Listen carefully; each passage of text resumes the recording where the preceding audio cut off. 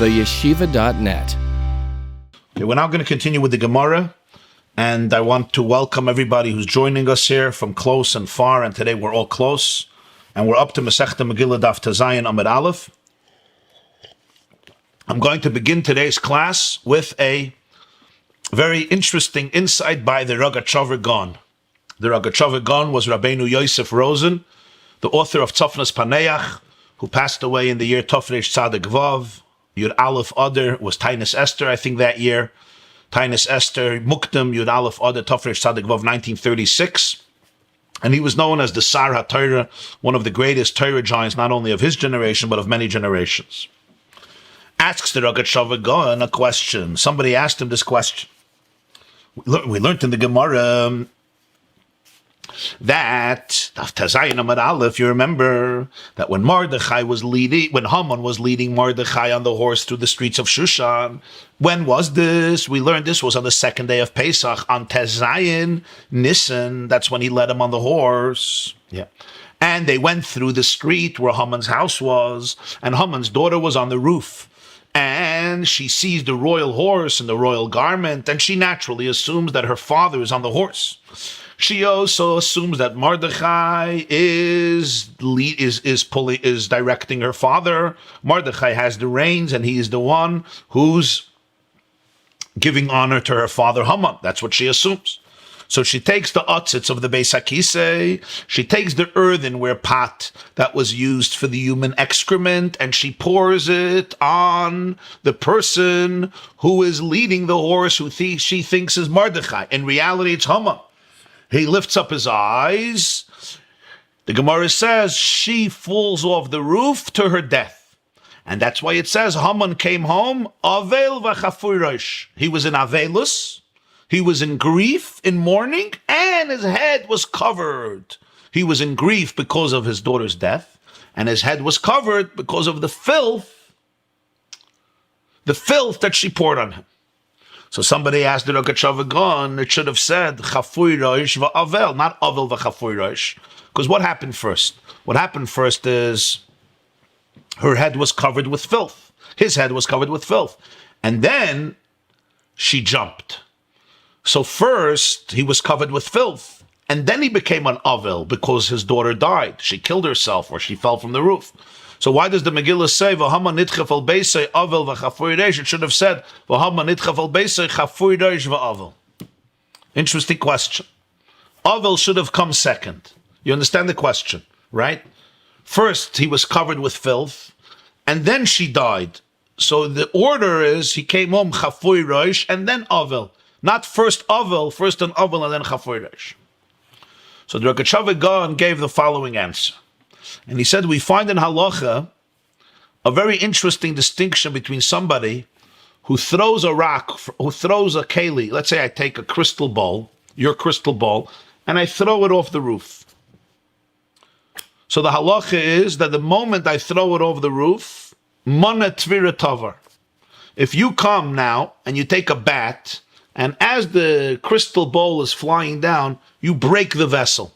Do you have to pay for it? The answer is no. You broke a broken vessel. Because the moment I threw it off the roof, it's already considered broken. Why? Because it's going to get down. Unless something very unnatural happens, this keli is on the way down based on what we call today the laws of gravity. That's a Gemarah in Baba Kama Yud Zayin. Masechta Baba Kama Yud Zayin. So now if you come and in the middle, you take a bat and you break the keli, you don't have to pay because you broke a broken keli because it was already broken. It's like it fell already. And if it fell and you broke it, what's the difference? It's broken in 100 pieces. So you broke it into 150 pieces. The keli was damaged. The keli was broken. Mana tvira tavar. What happens if I don't throw the keli off the roof? Instead, I throw a rock on the vessel. Or I shoot an arrow on the vessel. I don't throw it off the roof. I'm just throwing a rock. Before my rock hits the vessel, you throw a rock on the vessel. Or you break the vessel. Who has to pay? Now you have to pay. Why? Because you didn't break a broken vessel. It's not considered broken yet until my rock hits the keli. If I threw it off the roof, so it's already on its way to being broken, it's fell already, it's flying. Now if you break it, you're absolved. You're exempt from payment. because it's considered that you broke a broken keli, because the moment they threw off, it's already considered broken. But if I didn't throw it off, I'm just shooting I just take a rock and I throw it and I'm trying to aim. So even though, according to the trajectory, it's going to hit it, but if you come and throw a rock and your rock hits the vessel before me, or you take a bat and you break the vessel before my rack or my arrow or my bullet managed to penetrate this vessel and break it, you're obligated to pay. Why? Because it's not considered that I broke it until my rock actually hit the vessel, and because you broke it first, you have to pay, not me. This is the distinction that Tosfos makes in Masechta Baba Kama Daf Yud Zayin. Says the Rosh, listen to this. When she took the garbage, the excrement, and cast it at her father, when is it considered that her father actually got it? When did it hit him? When it hits him. Until it hits him, it's not considered that he's dirty yet, because it didn't come in contact with him. That's the dirt that she threw from the roof on her father, thinking he's Mordechai. That's like when you take a rock and you throw it on a vessel. It's like she took dirt and she threw it on her father. Until it didn't touch her father, he actually wasn't dirty yet. It didn't touch him. When it fell on his head, that's when his head became covered. That's when he became chafui rosh.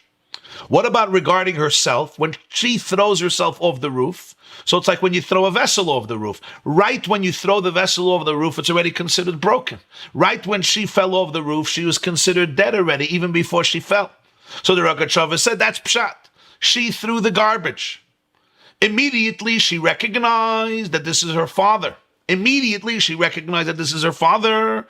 Perhaps at some point, as the Gemarah says, he picked up his eyes, and the Rosh apparently believes that he picked up his eyes before the garbage hit him. So she saw it was her father. So she right away jumped to her death. So even though she threw the garbage before she jumped, but the garbage hit him only after she jumped. So B'meila, regarding herself, she's considered dead the moment she jumped over the roof. But for him to be covered with mud, this is only when he was covered with mud in reality. It's like the difference between throwing the vessel over the roof or throwing a rock on the vessel. So therefore, Legabe Avelis, he's called an Avel first, because the moment she threw herself off the roof, she's already considered dead. But Legabe, the dirt that she threw on him, he's considered dirty only once it actually touched him. So first he was an Avel, and then he was a Chafui Rosh.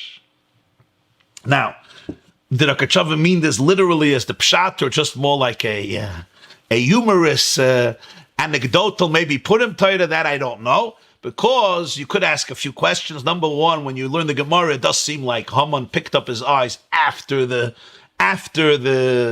human fertilizer fell on him, even though the Gemarah doesn't say it clearly. The Gemarah just says he picked up his eyes.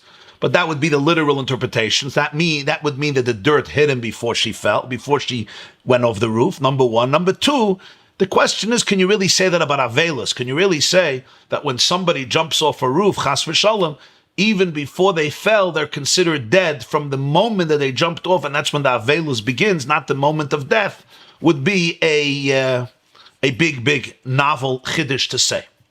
I do want to share with you on this Gemarah a fascinating interpretation of the holy Rabbi Levi Yitzchak of Berditchev. Rabbi Levi Yitzchak of Berditchev, who is known as Rabbi Levi Yitzchak, the Rav of the Ukrainian city of Berditchev, was one of the great students of the Maggid of Mezrich, and he passed away in the year, I think it was the year Tovkuf Ayin or Tovkuf Ayin Aleph, around 1810 or 1811. So in his Sefer Kedushas Levi, on Purim, the Berditchever says, the Gemarah says, the expression of the Gemarah is that she threw the content of the earthenware vessel on the head of her father, thinking he's Mordechai, and then it says, Dali eine v'chazas tavuahu. Literally it means he picked up his eyes and she saw that it was her father, and she fell from the roof to the ground and she died. That's what the Gemarah says.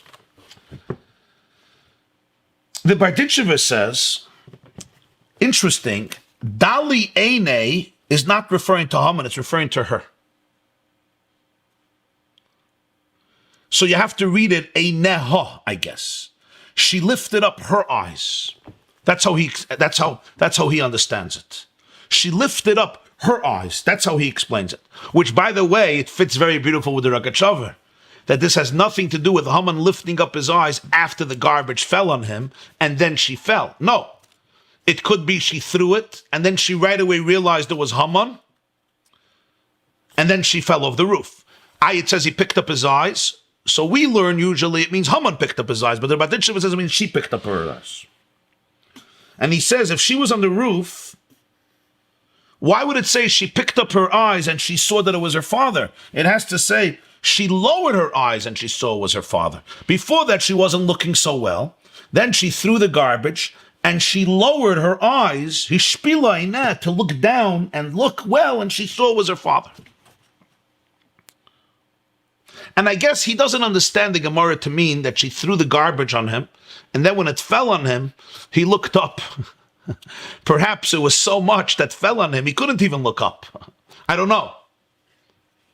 Which also is another interesting question. How did she make a mistake between Mordechai and her father? Why did she think her father's on the horse and Mordechai is the one leading her? Why didn't she look? The simple answer for this, the Ben Ish Chai writes this in the Sefer Ben Yehoyada, is because Haman was so embarrassed to do this, he kept his face down the whole time. He wasn't riding the horse with an erect stature. He didn't want anybody to see him. It was too humiliating. So his head was bent down the whole time so nobody could see him. Mordechai, the Ben Ish Chai says, was fasting. He was very weak. We see before he told Haman that he's weak. He can't even get up on a horse. That's why he had to use Haman as a stepping stone, and he gave Haman a kick.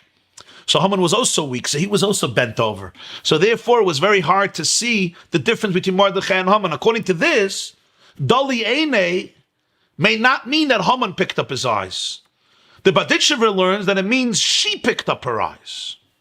You have to know grammatically how this works. Dali Eineha, she picked up her eyes. But why would she pick up her eyes? On the contrary, she lowered her eyes. She lowered her gaze to see that it was Haman, and that's when she fell over the roof. She killed herself. So the Berditchever in Kedushas Levi says a fascinating interpretation. He says, the daughter of Haman, her intention was to humiliate Mordechai. This is an Aveira. She wanted to embarrass, humiliate, and tarnish Mordechai by throwing this human fertilizer on Mordechai. In reality, what did she do? She threw it on Haman, so she did a mitzvah. To do this to Haman is a mitzvah. Haman is a molek. Haman was a wicked anti-Semite who wanted to kill innocent people. It's a mitzvah to defeat him. To do this on Mordechai is an Aveira. She wanted to do a sin. She ended up doing a mitzvah. That happens in life. Your intention sometimes is to do the wrong thing. By mistake, accidentally, you end up doing the right thing. It never happens to you. Sometimes it happens. Yosef told his brothers, right? You wanted to harm me, but Elokim chashav l'toiva. But God made your actions into a mitzvah. You saved my life and you saved everybody's life because I'm the one who spared you from this devastating famine. You tried to do an Aveira, but you ended up doing a mitzvah.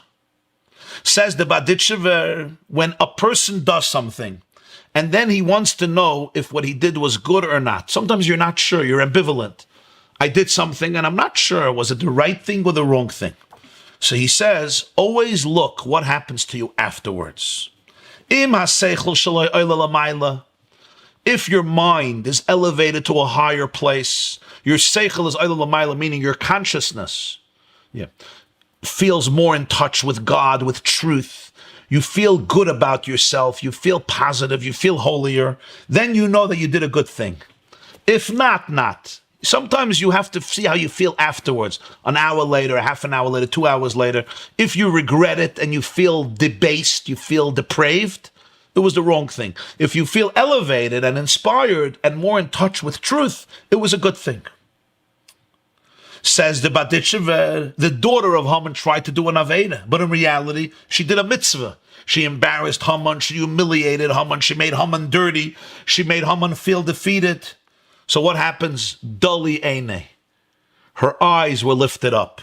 Eyes always represent in Tanakh awareness, right? We say, HaChacham Einav Beroshei.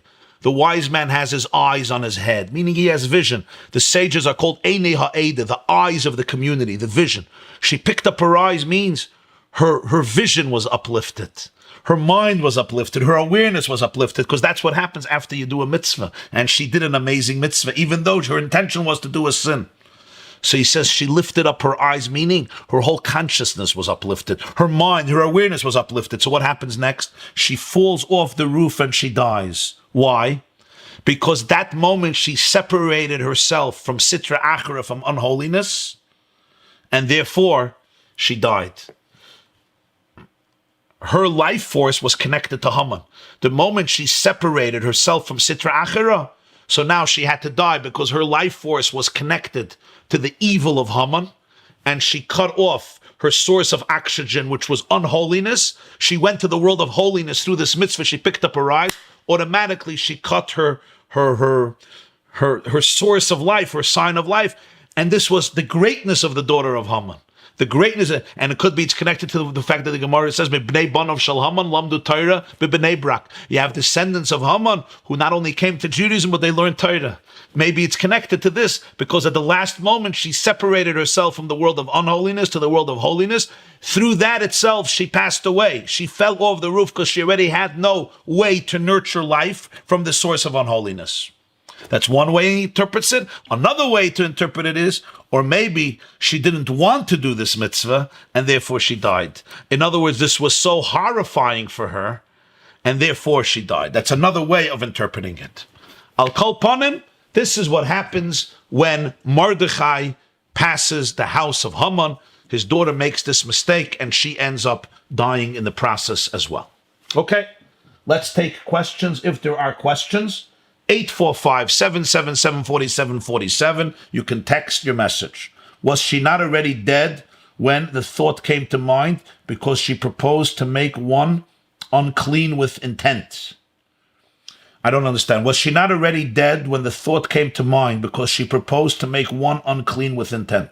No, what the Barditchever is saying is that the moment she did this mitzvah, the moment she threw the filth on Haman, right? Even before it hit him, but certainly after it hit him, her consciousness was elevated.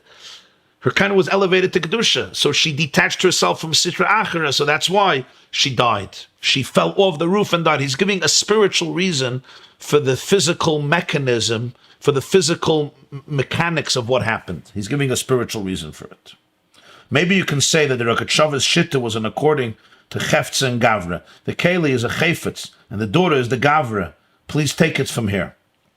Now, what the Rakachava means is, when I shoot an arrow on the vessel, Tosfos says in Baba Kama, then the vessel is not broken until it actually impacted it, until it actually hit the target. When I throw the vessel itself, it's considered broken the moment I throw it off the roof. So when it comes to the daughter of Haman herself, the moment she throws herself off the roof or she falls over the roof, she's already considered broken and dead, as though she already landed, even though she didn't land. But in terms of throwing something on somebody else, it's not considered to have hit the goal, to hit the target, until it actually hits the target. And therefore, legabe avelus, it came before chafui rosh, because avelus happens the moment she falls off the roof. Couldn't she just jump on the dirt so it wouldn't hit Haman? So then she'll kill him. If she can aim so well and jump on Haman, she could kill him. She didn't want to kill her father. According to the literal interpretation, she didn't want to kill her father. The Gemarah also says she fell. Does it mean she killed herself, or she fell off from dread and panic? She panicked, perhaps. You could text your questions, 845-777-4747. Let's see inside further. Okay, so what happens now? We are up to Daf Tazayin Amud Aleph. You see there's wide lines, and then there's skinny lines, and then there's again wide lines. You see there's wide lines, there's skinny lines, and then there's wide lines again. So go to the second set of wide lines. The line starts, Amar Reb Sheshes sheshav l'saker l'tanise v'haman nidchaf al beisei avel v'chafui rosh avel al bitoy v'chafui rosh al she'ir aloi. Haman, Mordechai, it says, went back to the gate of the king. Why did he go back? What's the pasuk trying to tell you? After this whole glory, he went back to his sackcloth and he went back to fasting. And Haman went home in mourning for his daughter's death and covered and bedecked with all this schmutz, with all this filth. What does it mean that Mordechai went back to his sackcloth and his fast? So here we see a fascinating idea that's discussed in Sfarim. You would think after all this glory that he got, he would go home and he would take off the sack and he would take off the ashes. But here you see Mordechai's thinking. And we'll appreciate this by introducing one more phenomenon that is very, very strange in this whole story. Mordechai is fasting 3 days. Mordechai is wearing a sackcloth. Mordechai has ashes on his head. Not only that, Haman comes to Mordechai and Mordechai thinks he's ready to kill him. And he tells everybody to leave when he's teaching Hilchas Kmitza. Okay. Mordechai stands to daven. He believes it's the last prayer of his life. So you can understand how beaten up Mordechai was inside, as the pasuk says in the Megillah. He was screaming. Vayetze b'soichid. He went out to the city and he was screaming and crying and sobbing, groaning. Vayizak za'ak g'daylo mara, because of the decree that's going to befall the Jewish people. So Mordechai is literally beaten up on every level. Physically, he's fasting for a few days. He doesn't have koyach anymore to get on a horse. Right. Spiritually, he's completely devastated from this decree. Physically, also, he tells Haman he needs a bath, he needs to take a haircut, he can't get dressed up in the royal garments. This is Mordechai's state. That's what we see here. And yet, we see something very, very fascinating in the story. And that is, what happens? What happens is, the moment Haman says, my money, my 10 alafim kikar kesef was canceled by your kaimitz of flour. And as I said yesterday, that the Rabbi and Eibshit says that Haman gave away that money for tzedakah. And still, your flour canceled my money. And that's why Mordechai said, it's not even your money you gave away, it's my money because you're my evet. Mordechai is so sharp with him. It's not your money, you're a Russia, you're my slave. And then Mordechai has Haman forces Haman to give him a haircut and forces Haman to bathe him. And I told you that Maritz Chaya says it was Chalamoyed. How could you take a haircut Chalamoyed? Because he couldn't take Erev Yom Tov, like somebody who was in prison because he was fasting Erev Yom Tov, so he couldn't take Erev Yom Tov. There's another interpretation in some Svarim that since it was Iran, it was outside of Eretz Yisrael, maybe they had a second day of Pesach, Yom Tov Sheni Shel Goliath. And it could be, that's why Esther hid the bathers and the barbers because they were Jewish. And Esther did not want they should have to do malacha on the second day of Yom Tov Sheni Shel Goliath. If you say there was a second day, because it was outside of Eretz Yisrael and they didn't know when Pesach was, that's possible. And if that's the case, Esther hid them and she wanted Haman should do it so that Mordechai should get a haircut through a non-Jew. It's a very interesting question. However, I'm not sure that literally you could say that because until later in Bayis Sheni they had a system with the torches, you know. When it was Rish Chodesh, they would go up to the mountains and light a torch, and then one mountain had another person with a torch, and the news traveled very fast that it's Rish Chodesh. Only later did they start sending messengers in the middle of Bayis Sheni because of the Sadducees, because of the Tzdukim. So l'chayda, there was only one day of Pesach, and therefore this was Chalamayat. But Esther wanted nobody should give him a haircut, only Haman himself should be humiliated. And Haman is groans, and Mordechai says, in Russia, you were a barber in Kfar Kartzim. He was a barber for 22 years. When Haman gets onto the horse, he kicks. When Mordechai gets onto, he kicks Haman. And Haman says, it says you shouldn't celebrate the defeat of your enemy. And he says that's a Jewish enemy, but with you, it's a mitzvah to celebrate. Va'ata abba masei mesidrach. How was Mordechai transformed in one moment? In one moment, from a person who was so downtrodden and in such grief and pain, and now he's kicking Haman where it counts. He's kicking Haman in certain parts of his body, wherever it was, or in his head, or in other parts of the body where Haman was humiliated. He keeps on calling Haman a Rosh. He says, you're my slave, and you were a barber. It's a fascinating transformation that happened to Mordechai within a few minutes. From somebody who was ready to die, suddenly he's extremely aggressive. He's extremely powerful. Powerful in his words. He's extremely, extremely expressive of how the lowly, wicked person this Haman is. What a transformation. And then right after that, he goes back fasting. He goes back fasting. Mordechai, what is going on with you? The answer, of course, is here you have the soul of Mordechai. The soul of Mordechai.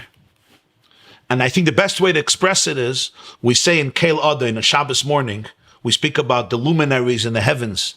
Right, so we say Pe'er v'chavad noisten l'shmai kol Hashem hamizgal chayis hakodesh Toivim ma'irish shabara lekeni yitzarim b'das b'vino v'aska koiche gvur and osan b'em lismoishim b'kerev tevo. Malayim ziv u'mefikim noiga na zivim b'chaloil. The sun and the moon are filled with light. They give their light to the world. Smeichim b'tzeisam v'sasim b'voyim oisim b'emeritzayin koinim. They rejoice when they come out. They celebrate when they go back, when they set. In fear, they fulfill the will of their desire, of their creator. 1 second. Smeichim b'tzeisam v'sasim b'voyim. If you're happy when you go out, then you're not happy when you come back. If you love your job so much, you love leaving the house, so then are you happy when you come home?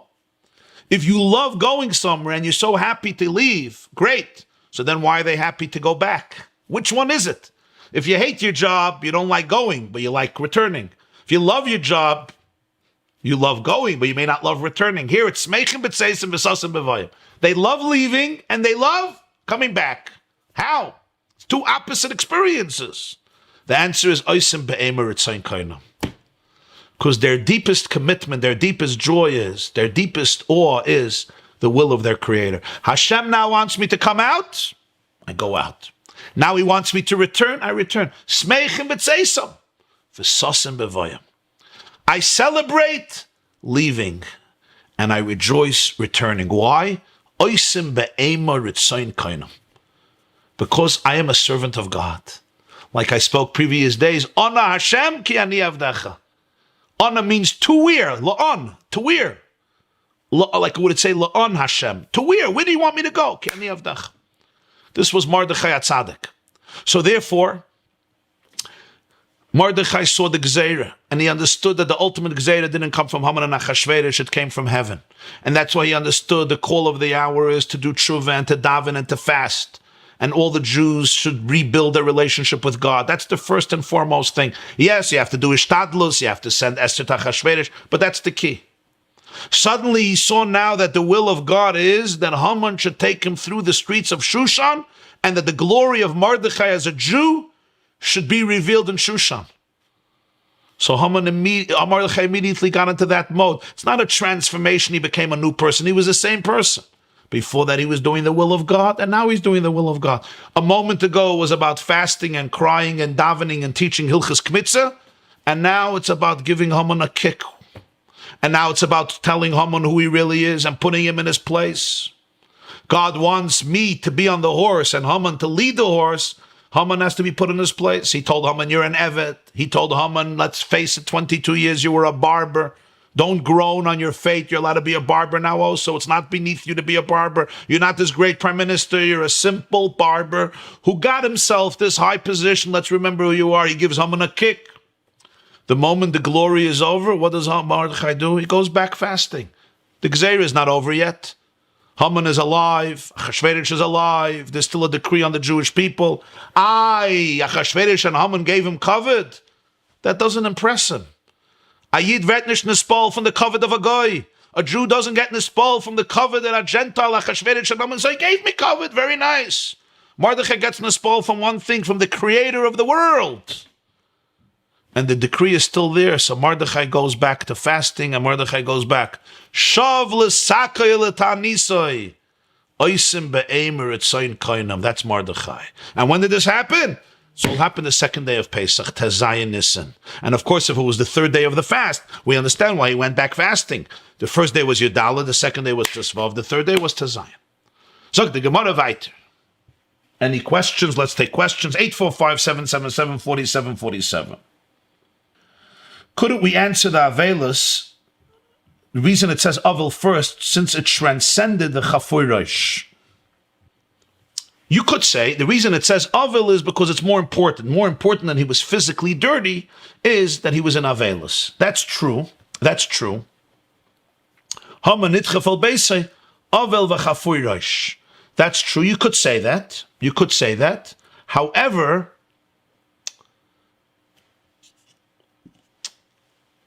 the Megillah is not saying what happened. This is all a remez. It's all a hint, right? The Megillah doesn't say clearly that his daughter died. This is a tradition that the Chachamim had. So the Megillah is anyway saying it in a hinted way. If the Megillah would tell the story, this is the main part of the story. That his daughter was killed, that his daughter died rather than he was dirty. That's true, dirty and smelly. But the Megillah hints it. Since the Megillah hints it through these words, Avel v'chafoy roish, it would be logical to assume that it's said in the order of how it happened. But perhaps you could answer that. Also, Mordechai was an Eved, and he held his head bowed. No, Mordechai was an Unav. Mordechai was an Unav, and he held his head bowed. You're saying besides the fact that he was weak from the fast, he may have not wanted his head to be erect. The 10,000 talents of silver were real, but not only beaten by a kaimitz of flour as omer, but by a discussion of the kmitza. Mordechai returned to fasting and sackcloth, while Haman returned to his arrogance later at the second party. Yes. It's the kaimitz, it's the learning of Hilchas Kmitza, the learning, because they didn't have a carbon then. The learning of the halachas of Kmitza that canceled the money, and Mordechai went back to his true self, which is a relationship with the core of life, and Haman, whose life was based on the circumstances of the glory afforded to him, was up on the top, and now he was down. And it's a very fascinating observation you're making. I spoke a few days ago about the fact that Mordechai did not bow down to Haman. And the reason Haman got so upset at him was because Mordechai used to tell him the truth that he's his slave. And Mordechai is his master. The Gemarah said before, Zebub proves bully. And what that really means psychologically is that Haman was not satisfied with the whole world bowing down to him, because when he saw Mordechai, he remembered that he's a slave.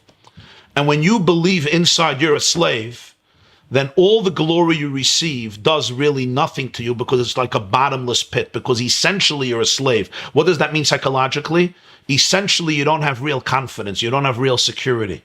Whenever a person doesn't have real confidence and real security, I need everybody to bow down to me to compensate for the inner void. But then when I meet that one person who knows the truth, that freaks me out, because that person cancels out all of the honor and glory that everyone is giving to me. That's what happened to Haman. Haman was essentially a slave. And because he was essentially a slave, so the moment he's given honor, he's on top of the world. And the moment he's humiliated, he loses everything. That's the story of Haman. Last night he came out of the party with simcha. And today he's an avel and a chafoy roish. He lost everything. And even according to the literal Megillah, without the story of his daughter dying, Haman was completely devastated. Why? Because his whole source of self-glory and honor was that the world bowed down to him. And now, Nebach, he had to give this glory to Mordechai, so there was nothing left. So last night he was on top of the world, and tonight he's in the abyss. That's what happens to people when you don't have a real core. So when things are going well, I'm on top of the world. When things are going bad, I'm on bottom of the world. Mordechai did not change. Mordechai was in deep, deep mourning and in deep, deep state of introspection and fasting and repentance. And then he was given this great honor, and he used it. He kicked Haman, he humiliated Haman, he put Haman in his place, because this was the call of the moment. And then right after that, he went back fasting. This didn't become a personal question of, I'm a big guy, I'm a small guy, they like me, they hate me, I'm good, I'm bad, I'm good, I'm bad, I'm good, I'm bad. He had an inner core, because he was not a slave, he was a master. Internally, he was a free person. How was he a free person? Because he was connected to the source of freedom. Haman essentially was a slave, and that's the key difference. Hello, Rabbi. Today is my father's yahrzeit, Adar Herschel ben Moshe, blessed memory. I'm unable to recite Kaddish. I watched your Gemarah class from this morning. I'm not donating quite 10,000 talents, but I'll be donating $180 to the yeshiva.net in honor of my father. He was a New York City school teacher. Okay? I think the yahrzeit was yesterday, right? Adar Herschel ben Moshe le'elu nishmasei. Now the question you have to ask is a very important question, and that is, the Gemarah just told a whole long story. Where is this hinted in the Megillah? Is this hinted anywhere in the Megillah? I mean, this whole story, Mordechai was davening, giving a shir in Hilchas Kmitza. Haman came to take him. The students didn't leave. They asked Haman what's happening, and Haman asked him what's happening. He told him about the mincha. Haman said that your mincha canceled out my money. He took him to the barber shop. He took him to the bathing house. Mordechai gave him a kick. Haman's daughter died. Amazing story, but the Megillah doesn't say any of this. The Megillah says Mordechai was taken by Haman on the horse, went through the streets of Shushan and said, Doesn't say Mordechai kicked him. It doesn't say he gave him a haircut. It doesn't say he took him to the mikveh. It doesn't say that his daughter died. And at the end of the day, Mordechai went back to the gate, and Haman went back to his house, depressed and angry and grieving and bedecked and chafui rosh, which literally means a covered head, which without the story you would just say he was covered head, which was like the sign of mourning. Mourners would cover their heads. That's the literal interpretation. So we have to say that the Gemarah had a tradition, an oral tradition of this whole story. How would they know this story? Where did they come up with this story from? So you have to say that the Gemarah had an oral tradition. But now, I'm going to ask you to go to your source sheets, and I'm going to teach you a teaching of the Bnei Yisachar. Go to the source sheets. If you go on the yeshiva.net and you go Gemarah Wednesday, there's a source sheet on top of the video or a PDF under the video. You'll see the Gemarah, and you'll also see the text of the Megillah Esther after the Gemarah. And I want you to look at the text of the Megillah Esther. I'm also going to open up a Megillah Esther.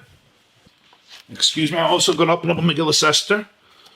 And I want you to see how all of this is intimated in the Psukim. It's not just the Chazal had a tradition and it has nothing to do with the text. The writers of the Megillah, it put it all into the text.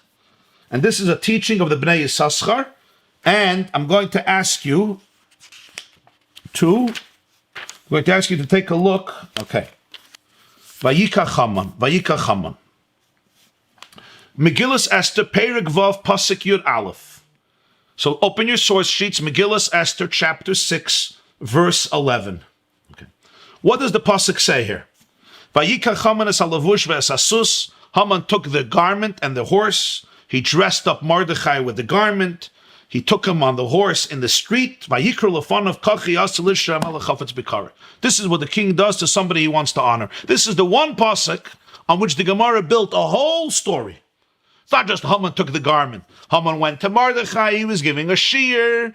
Mordechai thought he wants to kill him. Mordechai went to daven. Haman waited. Haman took him to the barbershop. Haman took him to the bathing house, etc., etc., etc. Says the Bnei Yisachar that it's a tradition. It's true, it's a tradition. The Maharsha writes, we have no hint for this in the Megillah. But the Bnei Yisachar says it's impossible that they shouldn't hint this story in the text of the Megillah, which was written to celebrate the miracles of Purim. But Veloyadati Rimizase, I don't know where it's hinted, but somewhere it's hinted in the text. And then he says, perhaps we could suggest something. The words Vayikra Haman. Now, this is superfluous. It could have just said, Haman did what Achashverosh said. Achashverosh told him, take the garment, take the horse, and do what I have said, what you suggested to Mordechai. And Haman did it. But the pasuk says, no, Vayikra Haman es halavush, ve'es hasus, ve'yalbashus Mordechai. Again, Megillah Esther, Perek Vav, pasuk Yud Aleph, if you have it on your source sheets. Says the Bnei Yisachar, Vayikra Haman is an acronym. What's the acronym? Listen to this. Vayikra Haman is Vav Yud Kuf Ches Hey Mem Nun. So he says, let me give you the acronym. Okay. Chachamim Yoshvu Neged Mordechai Umare Hilchos Kmitza. Vav Yud Kuf Ches Hey Mem Nun is Chachamim is the Ches. The sages Yoshvu sat Yud Neged Mordechai, Nun Mem, in front of Mordechai, Umare Hilchos Kmitza, Vav Hey Kuf, he showed them the laws of Kmitza. Another acronym of Vayikra Haman, Yud Vav Nisan, Matzos Hayoim, Mitzvahs Hayoim, Kmitzas Chayfen. Yud Vav, it was the 16th of Nisan. The mitzvah of the day is Kmitzas Chayfen, to take a fistful of flour in your fist and put it on the altar. Yud Vav Nisan Matzos Mitzvahs Hayom Kmitzas Chayf. Vayikra Haman Es. That's the first part of the story. Vayikra Haman Es is Rosh Tevis. Uba Oisa Hashan Nisatif Mordechai Kam Yechidi Chinein Es Tfilasai. Vayikra Haman Es is, the Vav is, Uba Oisa Hashan, that time, Nisatif Mordechai, Mordechai wrapped himself in a talus. Kam Yechidi, he stood up alone, because he told everybody to leave. Chinein Es Tfilasai, and he expressed his prayer. So every detail of the story you have in the acronym of Vayikra Haman Es. Next, Vayikach Haman. Haman kana nechasim v'hine Mordechai yarash chelai. Haman acquired assets, but Mordechai inherited and acquired all of his money. Like he told Haman, a slave who owns something, really the master owns it. So that Yosef Vayikach Haman. The Hey is Haman, the Kuf is Kana, the Nun is Nechasim, the Vav is Vehine, the Mem is Mordechai, the Yud is Yorash, and the Ches is Chelai. So every part of the story is indicated in Vayikach Haman S. What happens after that? What happens after that? He takes him to the bathing house, and then he takes him to give him a haircut. Says the Bnei Yisachar, the pasuk says Vayikach Haman es halavush ve'es hasus. Es halavush ve'es hasus. In halacha, the Gemarah tells us whenever it says es, which is superfluous, it could have said Vayikach Haman halavush. Haman took the garment. He didn't have to say es. Es always means that which is subservient to the garment, or that which is subservient to the horse. For example, it says when you go to the mikveh, v'rachatz es psarai, you have to bathe your flesh. What's es? Es is also that which is subservient to the flesh, the hair. You have to put your hair in the mikveh also. Es psarai. Es is that which is an accompaniment, subservient to the flesh. So he says, Vayikach Haman es halavush. What's es halavush? Es halavush means he took not only the garment, he also took that which is tafel to the garment, that which is subservient to the garment. What's subservient to? What's under your garments? What's under your garments is your sweat. And what else? Your hair. Vayikach Haman, he took away his sweat and he took away his hair. How? He gave him a bath and he gave him a haircut. Then it says, Ve'es hasus. What's es hasus? Haman became subservient to the horse. Haman bent down, so Mordechai could use him as a stepping stone to get onto the horse. That's Vayikach Haman es halavush ve'es hasus. So you have here the other part of the story. The Ben Ish Chai adds that when Achashverosh told Haman to dress up Mordechai and give him this ride through the streets of Susan, he said, V'asei chen leMordechai Yehudi. Do this to Mordechai Yehudi. What's V'asei chen leMordechai Yehudi? Go do what you said. So he said, chen can also be translated as, read as kan, which is a base. Like kiyor v'kanoi. Kiyor was the washing basin and kanoi is the base of it. So he said, V'asei chen leMordechai Yehudi, V'asei chan leMordechai. And I want you to be a base for Mordechai. I want Mordechai should be able to step on you as a base to be able to get up on the horse. This was part of the instruction of Achashverosh to Haman. That's why Haman didn't bring somebody else that Mordechai could go on. He himself bent down and did it. I guess he thought if Mordechai would go up himself, he won't have to. But since Mordechai said, I can't, the king said he has to become that base. Haman told him afterwards, it says, when your enemy falls, don't rejoice. So the Igra, the Kala, the Bnei Yisachar says again, this is in the word Bereshis, it says, B'nefoil soinecha risha Yisrael al tismach. Bereshis is, B'nefoil soinecha risha Yisrael al tismach. When your enemies from among the Jews fall, don't celebrate. But with Haman, you have to celebrate. So we see here, the Bnei Yisachar is showing that in the very words, you have the acronym of the story that the Chazal knew as a tradition. But you see that the Anshe Knesset Agdoila, when they wrote the Megillah, Esther, Mordechai, when they wrote the Megillah, they intimated it into the words here of the story of Haman taking Mordechai through the streets of Shushan. Continues the Gemarah, 845-777-4747. If we today showed such love, reverence, spirit for Hashem's will, perhaps He would relieve the world from the coronavirus. Marilyn, Marilyn, watching live. If we turn back to Hashem with such love, it would help the world. Beautiful. Amen, amen. That's why we're learning Torah. Says the Gemarah Vayter, Daf Tez Zayin Amar Aleph, Masechta Megillah. I told you there's the wide lines, and then there's the skinny lines, and then there's the second set of wide lines. Go to the second line. Vayisaper Haman Lezeresh Ishtoi L'chol of what happens next in the Megillah. What happens next is Haman comes home, and he is completely devastated. And Haman tells Zeresh, his wife, and all of his friends everything that happened. Everything that happened. Okay, I'm going to read the whole pasuk. You can read it yourself if you want. chapter 6 in the Megillah, verse 13. You have it in your source sheets. He tells Zeresh's wife and his friends everything that happened to him. The wise people, his advisors and Zeresh tell him,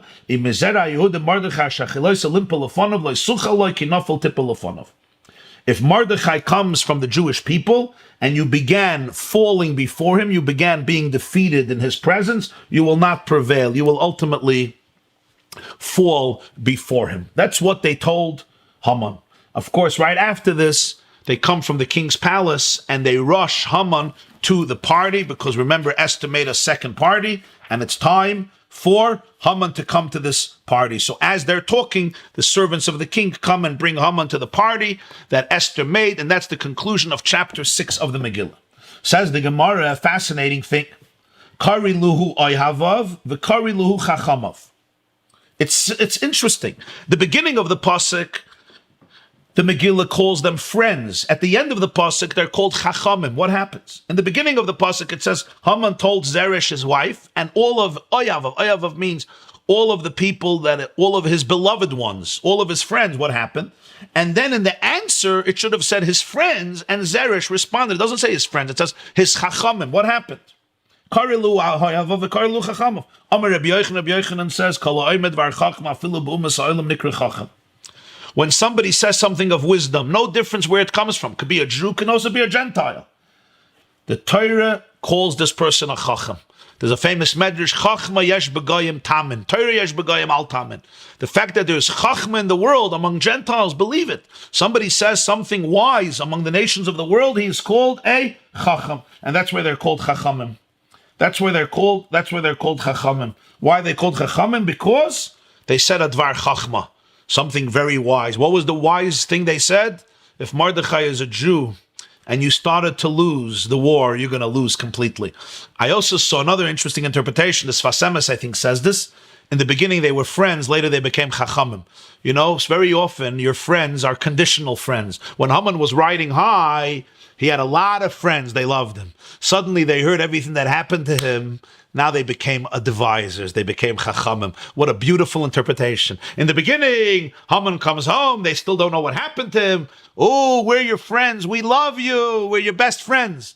The moment he told them everything that happened and they realized this guy is a loser, suddenly, from a friend, they became chachamim. They became advisors, consultants from far. They're not anymore close friends. Why? Because it's conditional friendship. It's ava atluya b'davar. I love you because you're money. I love you because you're power. I love you because you're glory. I love you because I love me, and you're a good stepping stone for me. The moment they heard what happened, suddenly they're not oyavim, they are chachamim. They are advisors. They are consultants. Fascinating Sfas Emes. But when you say advar chachma, you're called a chacham. What was the chachma? They told him, Mizera Yehudim Mordechai. If Mordechai comes from the Jewish people, you're not going to be able to win. Now, what does this mean? Imizera Yehudim Mordechai. If he's from the Jews, they didn't know Mordechai was Jewish. Esther, nobody knew was Jewish. Mordechai, they knew was Jewish. Mordechai was a proud Jew. What do you mean? It says earlier, Ish Yehudi Haya B'Shushan Nabiri. He never hid his Jewishness. Mordechai was Jewish. In fact, in the story of Achashverosh, he's called Mordechai Yehudi. He tells Haman, take Mordechai Yehudi and give him this honor. He was known as a Jew. Everybody knew he's Jewish. Imizera Yehudim Mordechai. In fact, the reason that he didn't bow down to Haman is because he was a Yehudi. That's what they told Haman. He gidu lahem asher hu Yehudi. So what's this Imizera Yehudim if he's a Jew? So the Gemarah says, Amrele, they meant this. Imishar shvatim ka'asi yachaltle. If he comes from the other tribes, perhaps you could prevail over him. Imishevet Yehuda Binyamin Ephraim Menashe lo yachaltle. But if he comes, Mizera HaYehudim, meaning from a certain line, from a certain genealogy, from a certain seed of the Jewish people, Mizera HaYehudim, if he comes from a certain zera, from a certain line of lineage of the Jewish people, there's a certain lineage of the Jewish people, if he comes from them, you're not going to be able to defeat him. Which tribes? If he comes from Yehuda, or Binyamin, or Yosef, Ephraim or Menashe, because Yosef had two tribes, Ephraim and Menashe. They're also called Zera Yehudim. The Maral says because they represented the the core of the Jewish people. In their part, the Mishkan and the Beis HaMikdash was built. Beis HaMikdash was built in the sections of Yehuda and Binyamin, their territory, and the Shiloi Mishkan, which stood before the Beis HaMikdash for 369 years, was in the section of Yosef's Nachala. So they're called Zera Yehudim. They constitute like the core of the Jewish people. Yehuda is the king, and Yosef was the king in Egypt, and he was the son of Rachel. And Binyamin was also the son of Rachel. Yosef and Binyamin. Yehuda and Binyamin remained loyal to Malchus Beis David. And Yosef is the oldest son of Rachel. So they're the core of the Jewish people. And that's why the Beis HaMikdash and the Mishkan was built in their territory. That's how the Maharal explains Mizera Yehudim. Rashi says Mizera Yehudim, if he comes from a specific line, a lineage of the Jewish people, Rashi says, yes, Zera Yehudim, Shem Hu Bamehem Leituchaloi. There is a seed, a line. If he comes from one of these four, Yehuda, Binyamin, Ephraim, and Menashe, forget about it. Why? Yehuda diksiv yadcha be'erefevecha. Yaakov on his deathbed tells Yehuda, your hand will be in the nape of your enemies, meaning you will triumph. Enoch and the other Shvatim, the Ksivbu, it says about them in Tehillim chapter 80, Lifnei Ephraim, Binyamin, and Menashe, Oiraz Gvurasecha. The presence of Ephraim, Binyamin, and Menashe arouse your vigor and your strength. In other words, this is a special, unique prophecy that they will defeat the enemies of the Jewish people, and therefore, if Mordechai comes from them, you're done. And of course, we know Mordechai came from Shevet Binyamin, Ish Yemini. Plus, the Gemarah says that from his mother's side, he came from Shevet Yehuda. That's why he's called Ish Yehudi. Ki nofel tipoy lefanav, darash Yehuda b'Rabbi Loi. Why do they say twice? Ki nofel tipoy. You will fall before him.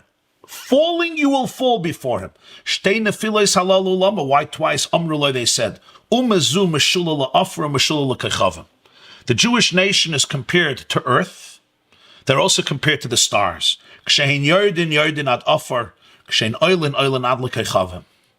When they fall, when they descend all the way to the Afar, all the way to the lowest nadir, the lowest place, to the ground, to the earth, to the dust. But when they go up all the way to the stars. They go up to the highest of the high. So the Jewish people are compared to both. We see in Bereshis, Hashem tells Avram Avinu that they're going to be like the stars, but he also says, "V'samti ezaracha kafara aretz." They're going to be as numerous as the dust of the earth, as the Offer, as the earth. So which one is it? So he says both of them exist. The Jews could be like Offer, the Jews could be like stars. When they fall to a place that is lower than any other nation. When they go up, they go to a place that is higher than any other nation. They can go to the Offer, they can go to the Gechav. That's why he says, Nafel Tipa. If you started to be defeated by Mordechai, if you started to fall, this means this nation is on its way up. And if this nation is on its way up, they're not going up a little bit. They're going up to the stars. When they go up to the Kechavim. And that's why Nafel Tipa. So you're going to fall in a way that is not just a little fall. You're going to fall all the way deep into the abyss. And that's indeed what happens. Haman falls into the abyss, and Mordechai and the Jewish people are elevated to the stars. That's why they say, Nafel Tipa. That's the story of the Jewish people. We don't know how to play little league. This is what the Gemarah is saying. We only know how to play big league. We don't know how to play little league.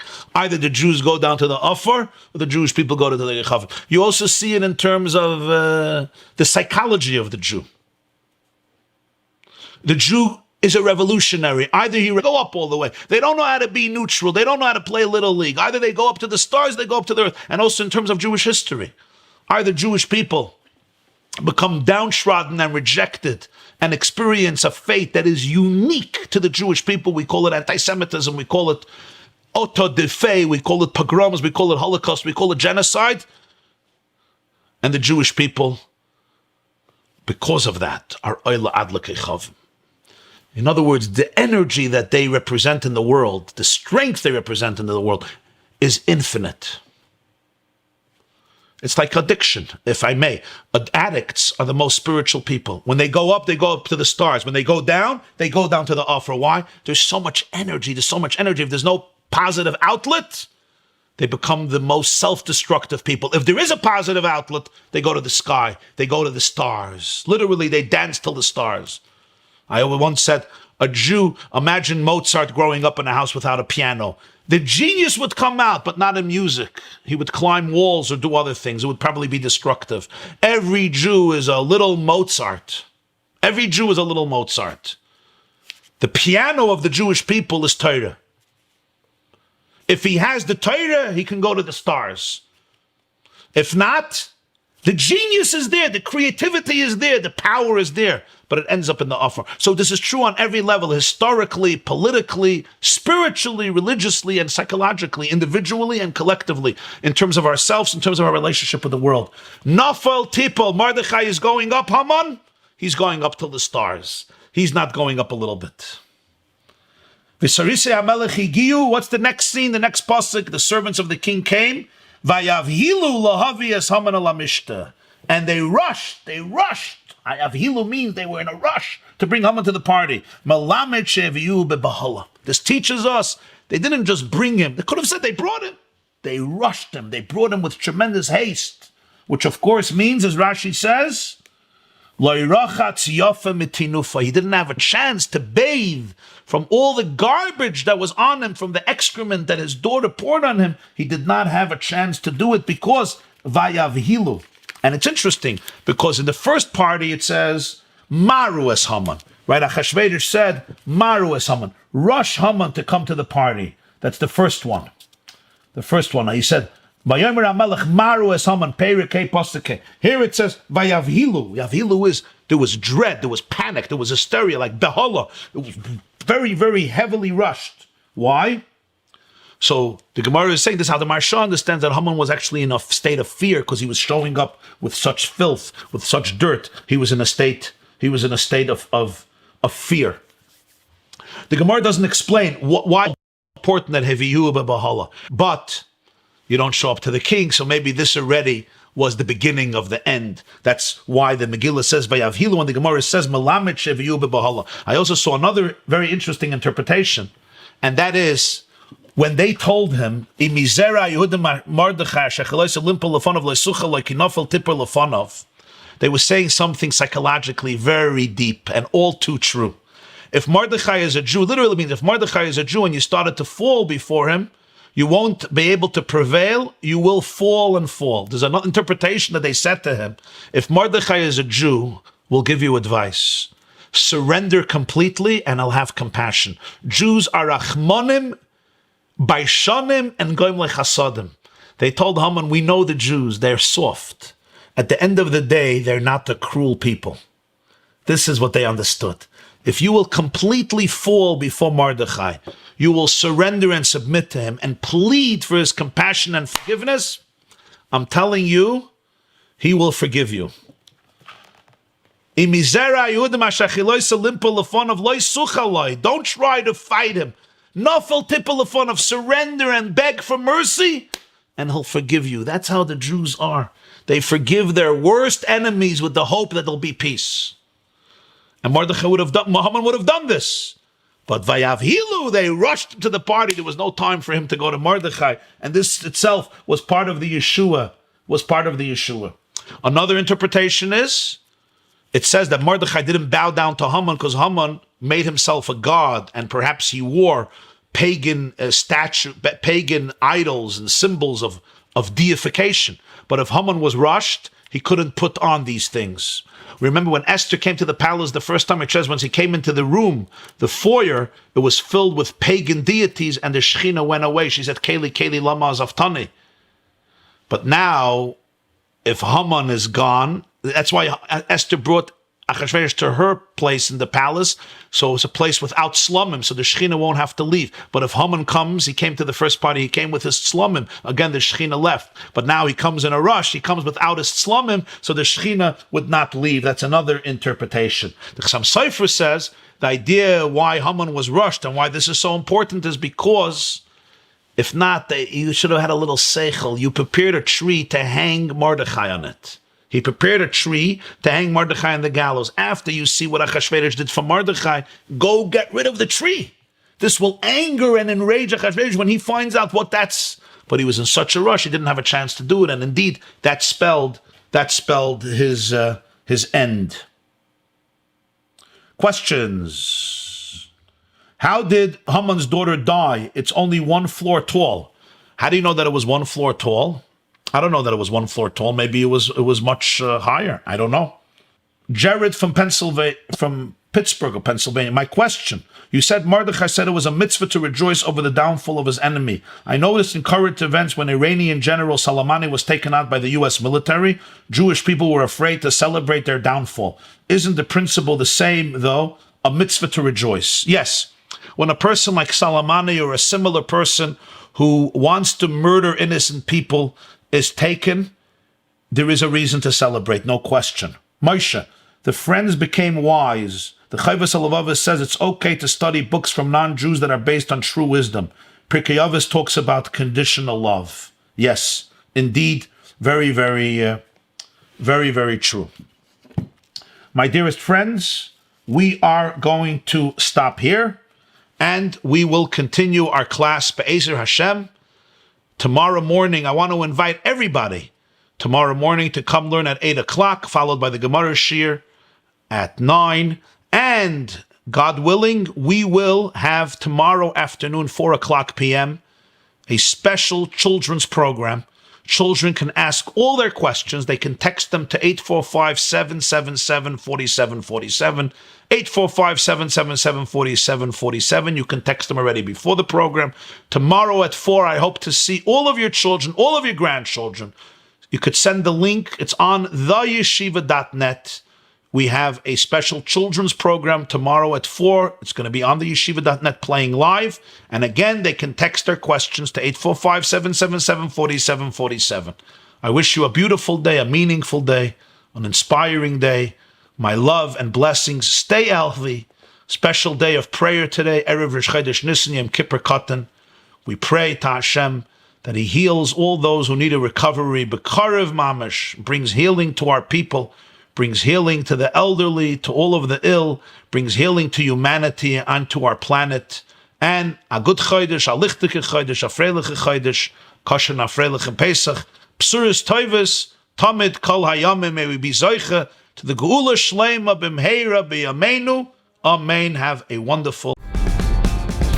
This class is brought to you by theyeshiva.net. Please help us continue the classes.